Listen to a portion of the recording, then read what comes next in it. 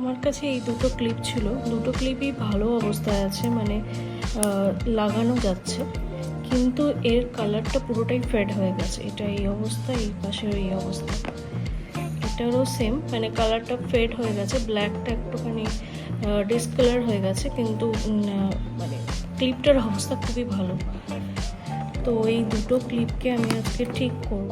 তার জন্য আমি যেটা ব্যবহার করবো সেটা হচ্ছে কি ব্ল্যাক এই কালারটা, অ্যাক্রিলিক কালার। আর নেক্সট যেটা ইউজ করব সেটা হচ্ছে গিয়ে 3D আউটলাইনার গ্লিটার কালার। আসুন স্টার্ট করি। আমি প্রথমে ক্লিপগুলোকে ভালো করে ধুয়ে নিয়েছি, এবার ব্ল্যাক কালারের উপরে অ্যাপ্লাই করতে যাচ্ছি।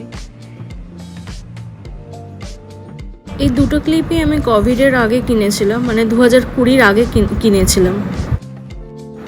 আমি দুটো ক্লিপের মধ্যেই দুবার করে ব্ল্যাক কালারের অ্যাক্রিলিক কোটটা করলাম, আর সাথে এটাকে ড্রাই হওয়ার জন্য রেখে দিলাম। এই আউটলাইনার 3D আউটলাইনারটা ইউজ করছি এর উপরে।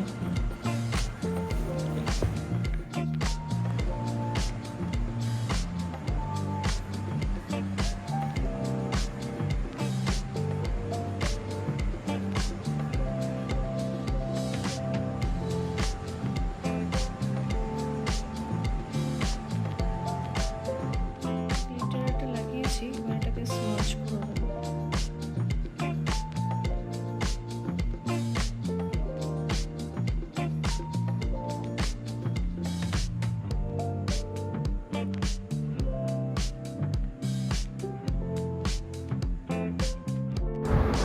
সেম ভাবে আমি 3D আউটলাইনার ক্লিপটার অন্য পিঠে লাগিয়েও স্মাচ করে নিলাম।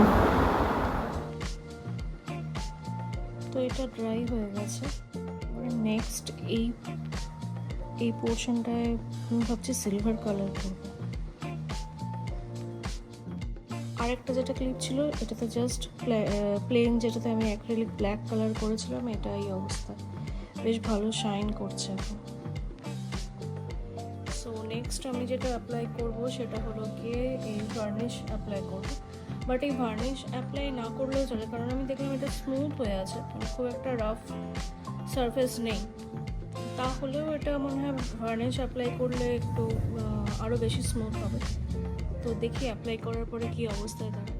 আমি জাস্ট দু ড্রপ ভার্নিশ এর মধ্যে দিয়েছি।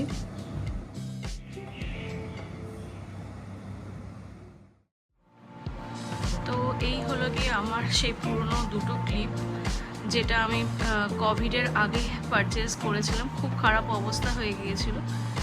এটা অনেকটা ম্যাট ফিনিশিং টাইপের হয়ে গেছে আফটার ভার্নিশ, এটা ড্রাই হয়ে গেছে ভার্নিশ, তো তারপরে ম্যাট ফিনিশিং টাইপের হয়ে গেছে। আর এটা একটু রেনবো, যেটা আমি গ্লিটার ইউজ করেছিলাম, তো এটা গ্লিটার দিয়ে এই অবস্থায়।